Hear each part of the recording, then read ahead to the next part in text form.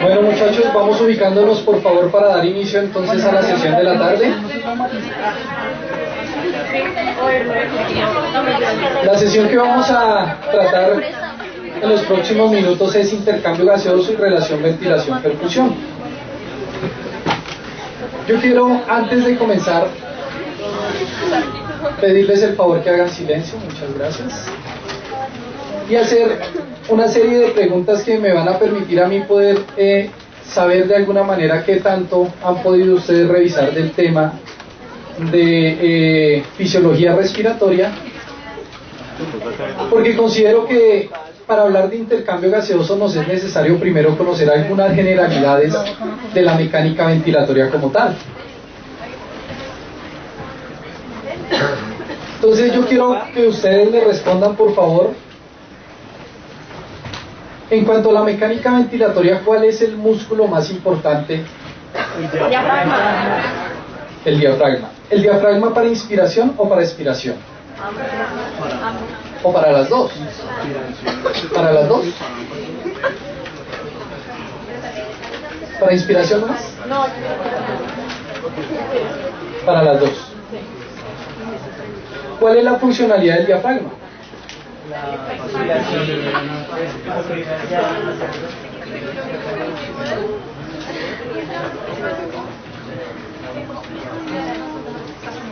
¿Quién más? ¿Cuál es la funcionalidad del diafragma? Por acá me decían que si se contrae, entonces amplía el espacio para que el pulmón almacene más volumen, y cuando se contrae, cuando se relaja, pierde ese espacio.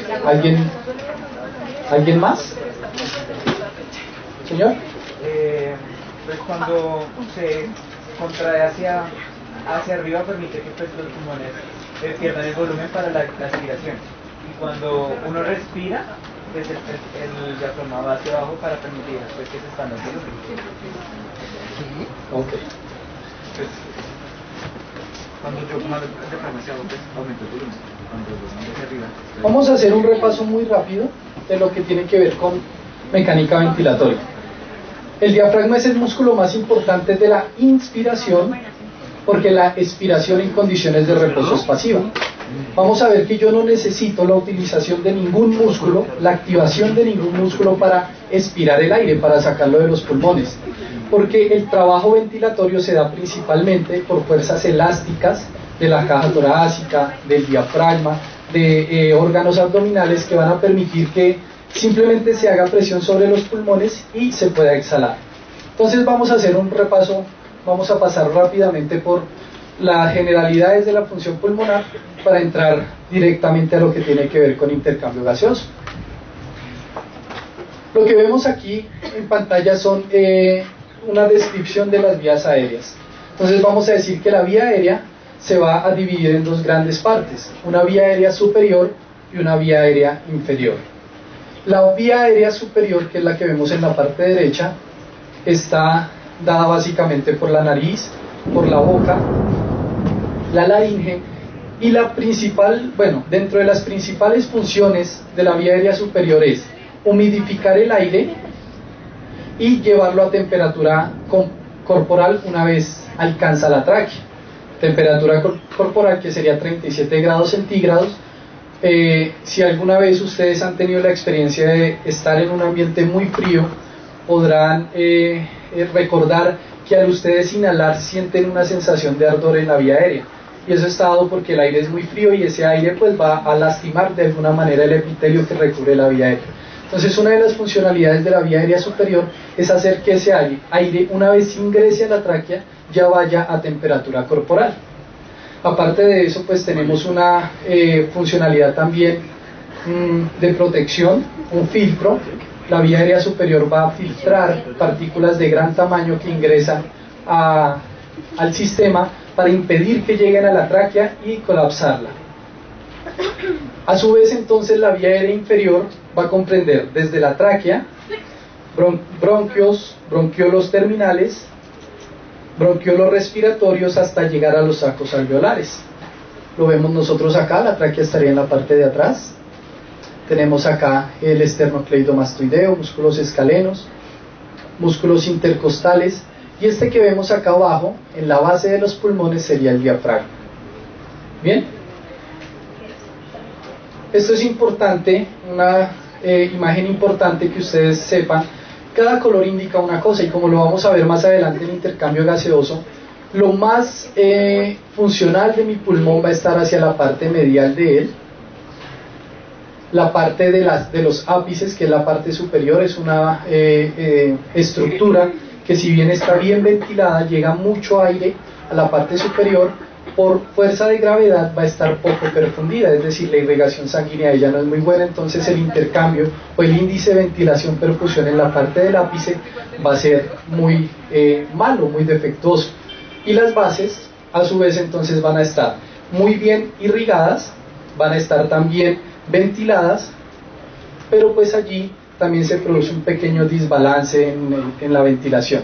Lo más ventilado y lo más perfundido, es decir, la parte más eficiente del trabajo pulmonar, se da hacia la tercera y cuarta costilla aproximadamente, que sería esta parte amarilla que nosotros vemos acá. Bien, esto sería la tráquea, esta es la carina, los árboles bronquiales, hasta llegar a los alvéolos. La vía aérea inferior la vamos a dividir en dos partes, y vamos a decir que la vía aérea inferior tiene una zona de conducción. Allí no se produce intercambio gaseoso, ahí solo sirve para que el aire llegue hasta los sacos alveolares, y es lo que vamos a encontrar desde la tráquea hasta los bronquiolos terminales. Hay una división muy generalizada que se maneja ampliamente, que es la división por generaciones. La generación Z, que es la primera generación, es la tráquea, el inicio de la tráquea, y de la generación Z hacia adelante encontramos las múltiples divisiones de mi vía aérea inferior. Hacia la generación 15 aproximadamente, o 16, encontramos los bronquiolos terminales, y de ahí en adelante empezamos a encontrar alvéolos en la estructura. Entonces ya encontramos los bronquiolos respiratorios, y en todo esta vía aérea, a donde encontremos alvéolos, es susceptible de producir intercambio gaseoso. Antes no, porque recuerden, ¿cuál es la zona del pulmón donde se produce el intercambio gaseoso? ¿Cuál es la parte anatómica donde se produce? Sacos alveolares. Sacos alveolares, ¿no? Alvéolo tampoco. Pared alveolar. Pared alveolar, por ahí vamos, pero falta algo. Ah, sí, la membrana. ¿Señor? Es una membrana. Es una membrana, ¿cómo se llama? La membrana alvéolo capilar. Eso. Bien, es la unión entre el alvéolo y el capilar donde se produce el intercambio gaseoso. Es allí puntualmente donde se produce el intercambio gaseoso. Entonces, donde encontremos un alvéolo que tenga un capilar unido a su estructura, es donde se va a producir intercambio gaseoso. Y al hablar de intercambio gaseoso, estamos diciendo que el alvéolo entrega oxígeno a la sangre y a su vez recibe de la sangre CO2. Bien, y podemos seguir entonces la división de las generaciones. Cada vez encontramos más alvéolos en la estructura hasta que llegamos a los sacos alveolares. Mi sistema respiratorio es un diseño de fina ingeniería. Si yo pudiera tomar todo la vía aérea de una persona y expandir los alvéolos sobre una estructura, yo alcanzaría a cubrir casi 3/4 partes de una cancha de tenis con los alvéolos que le puedo sacar a una persona. Entonces estamos diciendo que, a pesar de que está localizado en una estructura rígida que no permite una expansión infinita, tiene tantos alvéolos en su estructura que es muy eficiente en el intercambio gaseoso.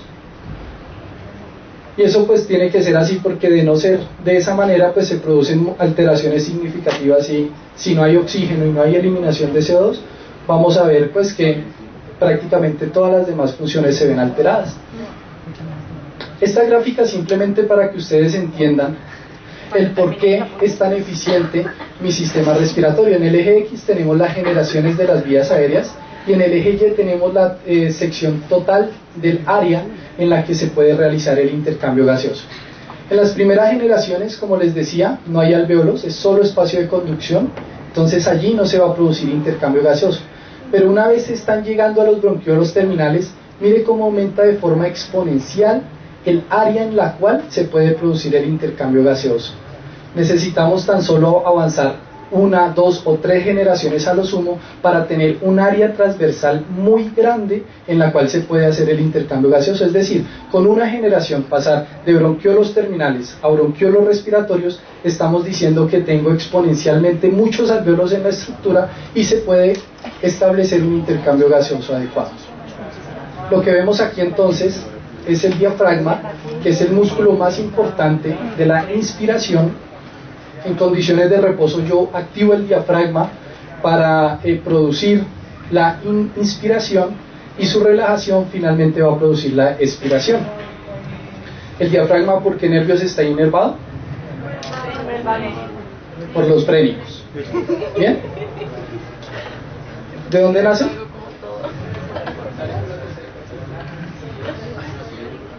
Desde cervicales, la inervación o la regulación de la actividad del diafragma está muy alta en la columna vertebral. Eso confiere de alguna manera una protección adicional, es decir, una lesión en la médula espinal tiene que ser muy alto, a nivel de C4 por encima, para que se produzca una alteración significativa en la mecánica ventilatoria. Parte de las cervicales C3, C4 y C5. En verde tenemos el diafragma relajado y en rojo tenemos el diafragma contraído. ¿Cuál entonces es la funcionalidad del diafragma? Es tomar la base de los pulmones y jalarlo, hacer una especie de jalón hacia abajo para comprimirlo contra la pared abdominal. Eso lo que va a aumentar es el diámetro vertical, el espacio vertical del pulmón, para poder almacenar más cantidad de aire. Como les decía, en reposo solo necesito el diafragma, ¿bien? Pero ante condiciones de un esfuerzo ventilatorio aumentado, yo voy a tener la utilización de unos músculos adicionales. ¿Qué músculos adicionales voy a tener? Intercostales, ¿cuáles? Externos, internos, los dos. Para la inspiración, yo voy a tener la utilización extra de los intercostales externos. ¿Cuál es la funcionalidad de los intercostales externos? Elevar la caja torácica. ¿Bien? Hacer que la caja torácica se eleve un poco. Y cuando tengo aún mucho más esfuerzo ventilatorio, es decir, cuando yo estoy haciendo, digamos, una actividad física muy intensa, necesito inhalar muy profundo, muy fuerte, yo voy a tener la utilización de unos músculos accesorios, que son los escalenos y el esternocleidomastoideo. La funcionalidad del esternocleidomastoideo es elevar un poco el esternón, y de los escalenos es tomar la costilla 1 y la costilla 2 para a su vez alzarla un poco. ¿Bien? En su conjunto, entonces, ¿qué hacen los...? ¿Alguna pregunta? ¿No? En su conjunto, entonces, ¿qué hacen estos músculos respiratorios? Aumentar, ya dijimos que el diafragma aumenta el espacio vertical, ¿verdad? Ahora, los intercostales externos y los músculos accesorios aumentan el diámetro anteroposterior. Miren, esto es una imagen vista desde arriba, una imagen superior, una vista superior. Y los intercostales y los escalenos van también a aumentar el diámetro hacia los lados. Entonces, ellos en su conjunto lo que van a hacer básicamente es permitir que la caja torácica se eleve un poco más para que el pulmón pueda expandirse, para que pueda almacenar más volumen. Ahora bien, yo les he dicho que la inspiración es activa, es decir, yo para inspirar necesito la utilización de unos músculos específicos. En reposo, simplemente relajo esos músculos, no los contraigo, dejo que se relajen, y las fuerzas de retroceso elásticas hacen una compresión con los pulmones, y los pulmones a su vez van a enviar el aire hacia afuera, es decir, se produce la expiración. Pero cuando yo tengo una mecánica ventilatoria aumentada, es decir, cuando tengo un esfuerzo físico aumentado, yo necesito la utilización de unos músculos, ya simplemente las fuerzas de retroceso no van a ser suficientes. ¿Qué músculos voy a utilizar? Los intercostales internos y unos abdominales. El oblicuo abdominal, tanto externo como interno, el transverso del abdomen y el recto del abdomen.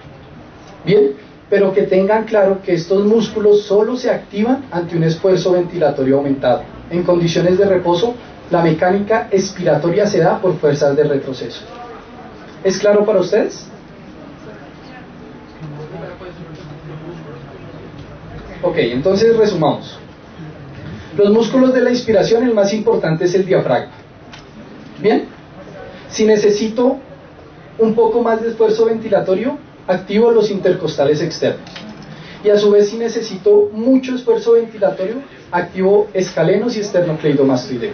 Bien, intercostales externos. Ahora bien, para la expiración, en condiciones de reposo, así como ustedes están, no necesitan activación de ningún músculo. Pero si aumenta la actividad física, la demanda ventilatoria, entonces voy a aumentar la actividad muscular. ¿Qué músculos se activan? Intercostales internos.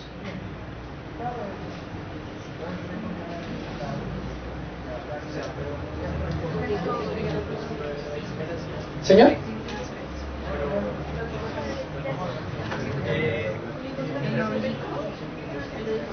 En reposo yo no utilizo ningún músculo para expirar. Simplemente lo que yo hago es relajar el diafragma va a volver a su posición inicial y esas fuerzas que genera el diafragma para volver a su posición inicial ejercen presión sobre los pulmones y el aire sale. Bien, por gradiente de presión el aire va a salir. Bien, si necesito activar músculos, entonces dijimos que activo intercostales internos y unos abdominales. Oblicuo abdominal, tanto externo como interno, el recto del abdomen y el transverso del abdomen. Señora. Es del reposo el ejercicio y aún más intenso. Pero si estoy expirando para el reposo el ejercicio y cuando es más intenso utilizo otros músculos. No, cuando tú activas, cuando se tiene una mecánica ventilatoria aumentada, se activan todos estos grupos abdominales. Todos, no, independientemente si es mucho o si es poco, se activan todos estos músculos para la expiración. ¿Bien? Recto, transverso y oblicuo del abdomen. ¿Bien? Y los intercostales internos. Una persona en reposo solo utiliza diafragma. ¿Bien? Una persona que tiene algún problema pulmonar, alguna enfermedad obstructiva, tiene una mecánica ventilatoria aumentada, entonces ahí ya se activan todos estos músculos. ¿Bien? ¿Ustedes revisaron los casos que teníamos para hoy? ¿No los revisaron? Sí salía, lo que no salía era la presentación, porque la presentación no salía porque tuvimos un problema al cargarla, pero ya la tienen todos los grupos, pero el taller sí estaba.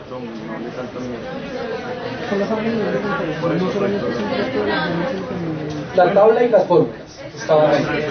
Pero lo revisaron los casos, hay 2 casos. Bueno, son estos. Este es un caso. Son estos los casos, parte 1 y parte 2. Ahí estaban en todos los grupos de la plataforma. Ahorita los vemos. Ok. Definamos entonces 2 conceptos claves que son volumen y capacidad. Vamos a decir que la fisiología respiratoria, en la fisiología respiratoria yo puedo definir 4 volúmenes. ¿Cuáles son esos 4 volúmenes? El primero es el volumen corriente, que sería indicado acá en la diapositiva en la parte más roja, esta que les indico. Y el volumen corriente hace relación a la cantidad de aire que yo muevo, es decir, que inhalo y exhalo con una respiración tranquila, en reposo, así como ustedes están. Cada vez que ustedes inhalan y exhalan, mueven aproximadamente 500 mililitros de aire. Y eso hace relación al volumen corriente. Correcto, eso lo van ustedes a medir la siguiente semana con la espirometría. ¿Bien? Entonces, cuando estemos haciendo la introducción al laboratorio y preguntemos qué es el volumen corriente, ya van a saber. ¿Bien? No lo he dicho, ya lo voy a decir. En una respiración tranquila.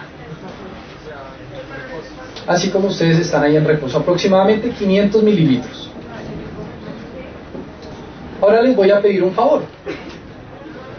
Tomen aire cuando yo les diga, no, todavía no, déjenme terminar de explicar. Van a tomar aire y cuando yo les diga lo van a botar todo lo más rápido que puedan, hasta que yo les diga que vuelvan a respirar. ¿Les parece? Bueno, respiren tranquilos. Y cuando cuente 3 van a tomar todo el aire que puedan. ¿Listo? Y cuando vuelva a contar 3 empiezan a exhalar. ¿Listo? 1, 2, 3. Inhalen todo lo que puedan. Todo. 1, 2, 3. Ahora exhalen. Todo. Sigan. Más. Respiren tranquilos. Suave. Vamos a definir entonces. ¿Se desmayó alguno? ¿Está bien? Ok, vamos a definir entonces 2 volúmenes. Todo el volumen que ustedes pudieron entrar a sus pulmones, chicos, todo el volumen que ustedes pudieron entrar a sus pulmones, es decir, cuando yo les dije tomen todo el aire que puedan, todo ese aire se va a llamar volumen de reserva inspiratoria. Bien, y es aproximadamente 3 litros o 3.000 mililitros. Bien, pilas, ojo con esto, muchachos. El volumen de reserva inspiratoria es todo lo que ustedes pueden inhalar por encima de una respiración normal. Bien, es decir, si yo les digo no inhalen ni exhalen, ustedes van a estar en esta línea de base. Cuando ustedes hacen una respiración normal, tranquila, están en esta línea. Pero cuando ustedes hacen una inspiración profunda, están de este pico hacia arriba, no de la línea de base. Esto es importante que lo tengan claro porque allí se confunden muchas veces. No es de la línea de base, sino es del volumen corriente hacia arriba, todo lo que puedan inhalar, ese es el volumen de reserva inspiratoria. ¿Es claro para todos? Ese volumen es igual. Ok. Cuando yo les dije que botaran todo el aire que pudieran, ese aire que ustedes pueden botar por debajo de una respiración tranquila se va a llamar volumen de reserva expiratoria. De la línea de base hacia abajo, todo el volumen que puedan sacar de sus pulmones es el volumen de reserva expiratoria. Bien, llevamos entonces 3: volumen corriente, volumen de reserva inspiratoria y volumen de reserva expiratoria. ¿Esto ya lo sabían? ¿Ya lo habían leído? ¿Ya se los habían dicho? Ok.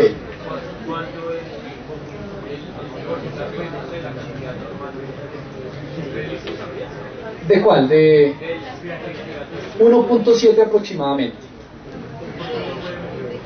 Volumen de reserva expiratoria es aproximadamente 1.7 litros.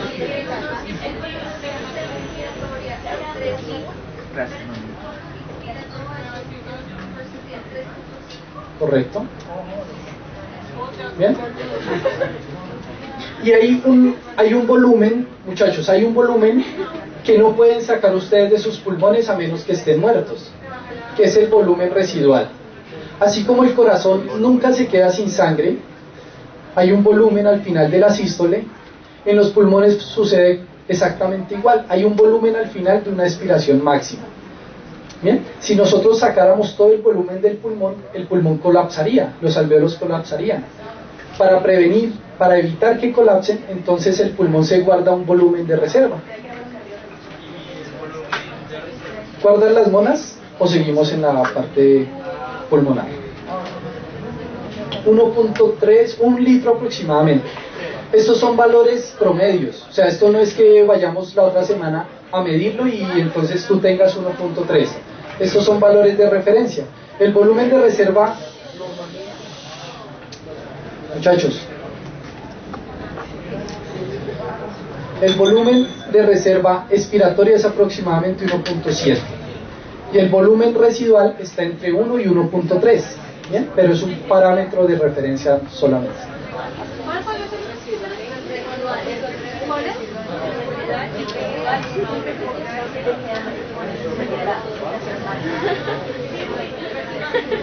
La presión barométrica.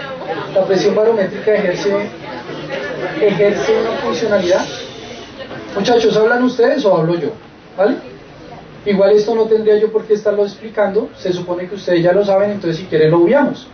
Y pasamos a los casos, lo resolvemos y listo. ¿Sí? Me preguntan que si la presión barométrica, es decir, que si yo voy a tener estos mismos volúmenes en Bogotá o sobre el nivel del mar. La respuesta es sí. Lo que va a cambiar es la fracción, el porcentaje de oxígeno y de CO2 que vaya a haber en los pulmones. Esto lo vemos en intercambio gaseoso más adelante. Y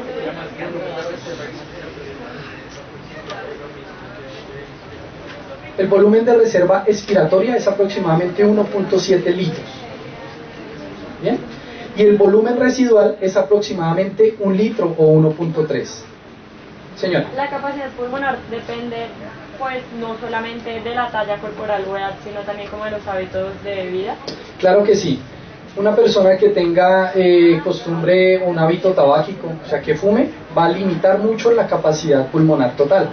¿Porque daña alvéolos o algo así? Porque los alvéolos se van colapsando. Entonces la membrana alveolocapilar se hace más fuerte, se hace más gruesa, entonces la difusión va a ser menor. Por un lado. Por el otro, va a tener muchos menos espacios porque van a haber alvéolos que se dañen en su estructura. Va a haber enfisemas, edemas, dependiendo la condición. ¿Se podría dar la parte contraria? Es decir, por ejemplo, que una deportista desarrolle más alvéolos para tener una capacidad pulmonar mayor.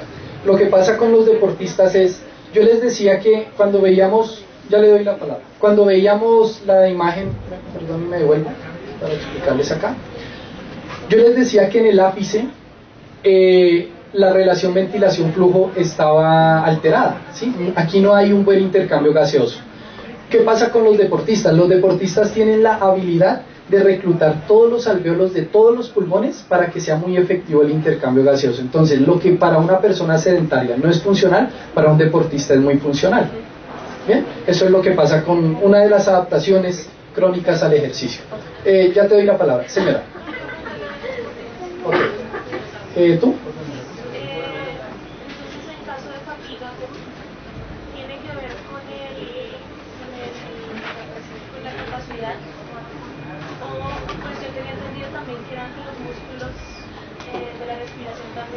Se cansaban, no era tanto por la capacidad respiratoria, sino también por los músculos. Si hay fatiga es muscular.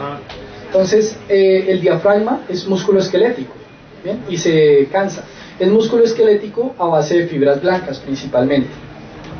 Entonces pues él se cansa.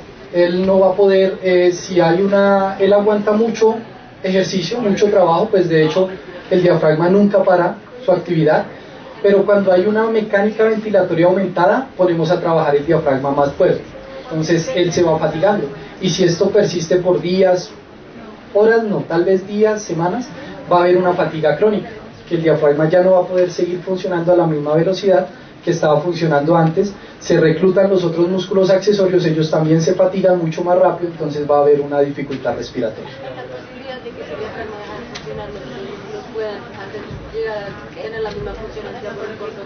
Hay la posibilidad de que me preguntan que si el diafragma deja de funcionar, los otros músculos toman su actividad. La respuesta es sí, pero la respiración, la capacidad pulmonar de la persona es totalmente disminuida. Es decir, es una persona que caminar de aquí hasta el otro extremo del salón ya lo va a fatigar completamente. ¿Ven?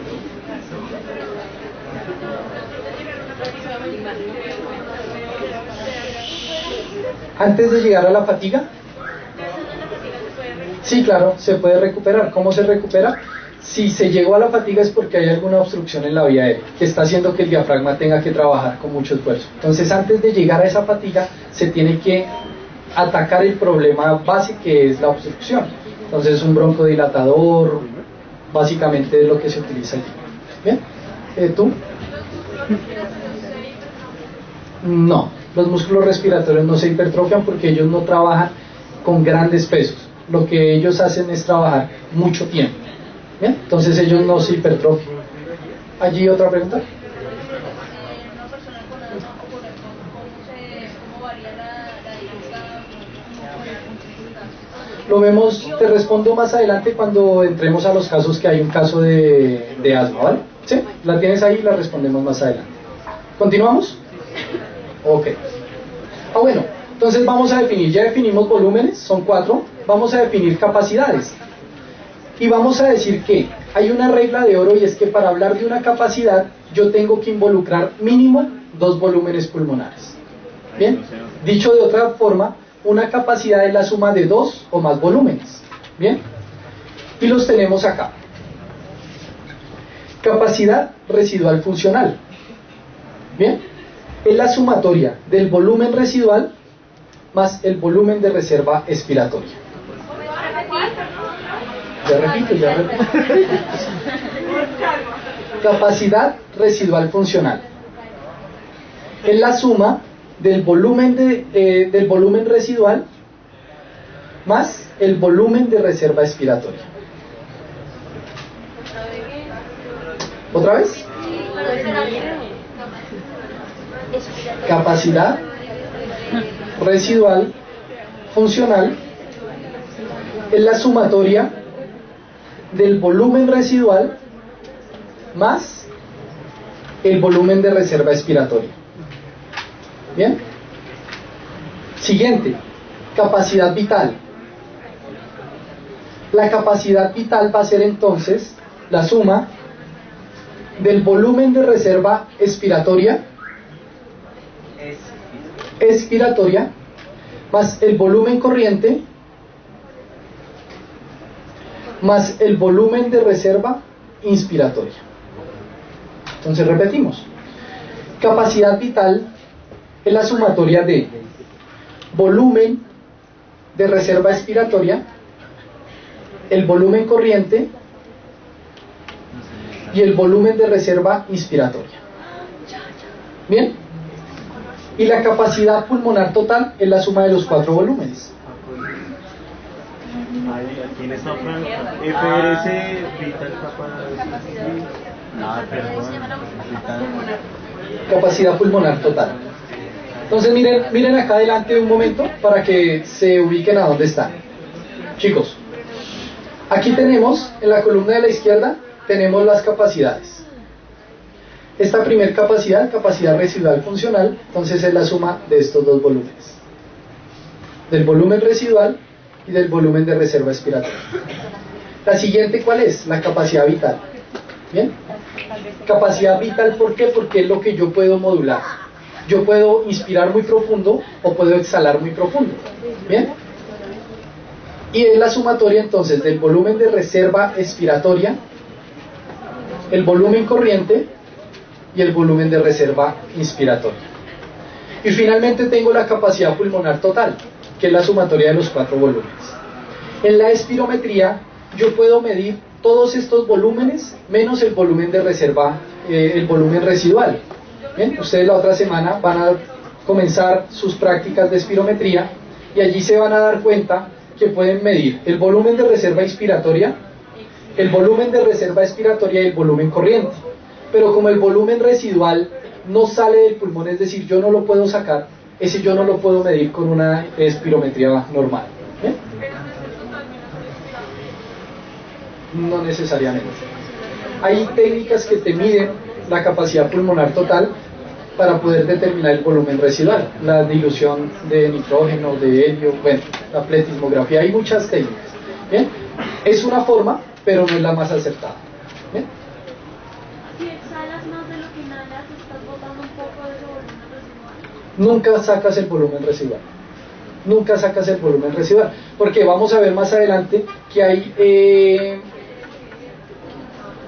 un mecanismo que se llama el mecanismo de compresión dinámica, que es el que impide que yo saque el volumen residual. ¿Bien? Entonces lo vemos más adelante para explicarlo puntualmente. Voy a pasar esta rápido, simplemente es la línea de abajo es la inspiración, la línea de arriba es la expiración, y es básicamente para que ustedes se den cuenta que es más fácil sacar el volumen del pulmón que ingresarlo. Necesito más presión, la presión está en la parte de abajo, miren, en el eje X tengo presión, en el eje Y tengo el volumen, y yo necesito hacer... Chicos, ¿hay alguna pregunta? ¿Voy muy rápido? ¿No están entendiendo? ¿Bien? Es que si yo hablo y ustedes hablan, me distraigo yo y no entienden tampoco ustedes.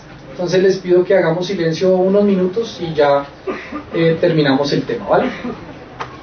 Es para que ustedes se den cuenta que ingresar el aire al pulmón es mucho más difícil que sacarlo. ¿Y esto por qué? Porque cuando yo saco el aire tengo muchas fuerzas involucradas. pero cuando lo estoy ingresando tengo la activación del diafragma. Entonces por eso yo les digo que la inspiración es activa. Miren, yo necesito hacer que mi diafragma funcione, pero cuando estoy expirando, simplemente muchas fuerzas de retroceso se activan para que el aire salga de los pulmones. Y aquí hay un concepto muy importante, que es importante que ustedes lo tengan claro, que es la distensibilidad. Básicamente la distensibilidad es el cambio de volumen por unidad de cambio de presión. Entonces la distensibilidad es el cambio en el volumen que puede almacenar el pulmón por cambios en la presión. Cuando ustedes inflan una bomba, y acompáñenme mentalmente al ejemplo, cuando ustedes comienzan a inflar una bomba, al principio ustedes tienen que soplar duro, ¿cierto? Pero cuando ya ha ingresado un poco de aire a la bomba, de ahí para adelante seguir inflándola es un poco más suave, no requiere tanto esfuerzo. Pasa exactamente lo mismo con el pulmón. Miren, la distensibilidad es la capacidad de los pulmones de ensancharse para almacenar aire. Señor. Por unidad de cambio en la presión. ¿Cómo es esto?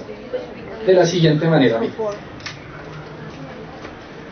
Yo tengo 3 zonas diferentes de distensibilidad en el pulmón. Bien, esto es la inspiración, es decir, aquí estoy almacenando el aire en el pulmón. Miren, de 0 a menos 5. Bien, ¿por qué presión negativa? Porque estamos midiendo la presión intrapleural. Bien, ni en el pulmón ni por fuera, sino en el espacio que hay entre el pulmón y la caja torácica.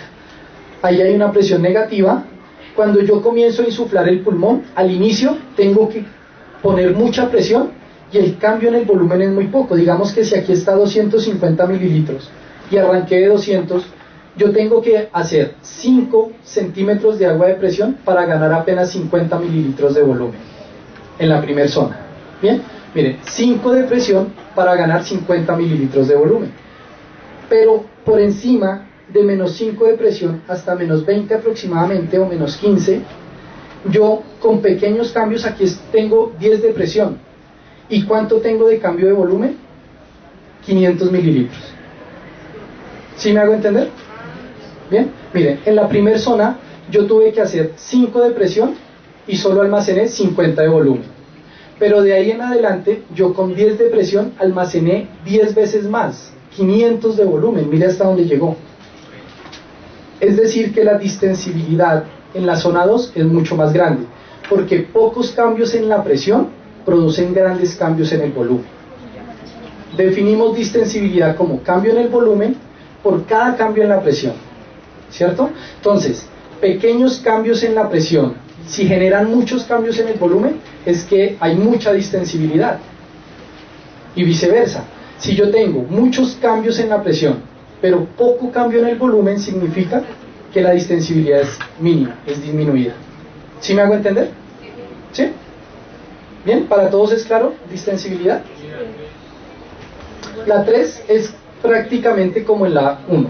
¿Bien? Lo que pasa es que, claro, como el pulmón está en un espacio rígido, es decir, yo no puedo insuflar e insuflar mi pulmón infinito, entonces cada vez que se acerque a la máxima capacidad de almacenamiento va a ser más difícil que ese pulmón reciba más aire. ¿Bien? Es el ejemplo de la bomba.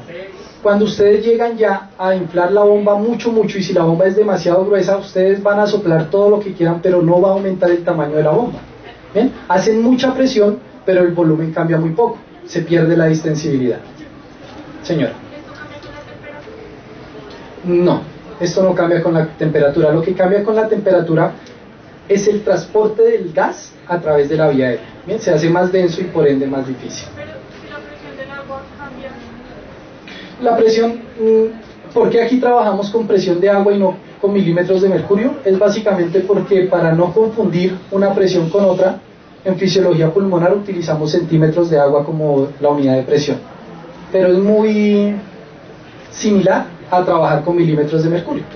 Bien, no se confundan con el concepto, básicamente es algo de capricho de los que explicaron la fisiología pulmonar en su principio.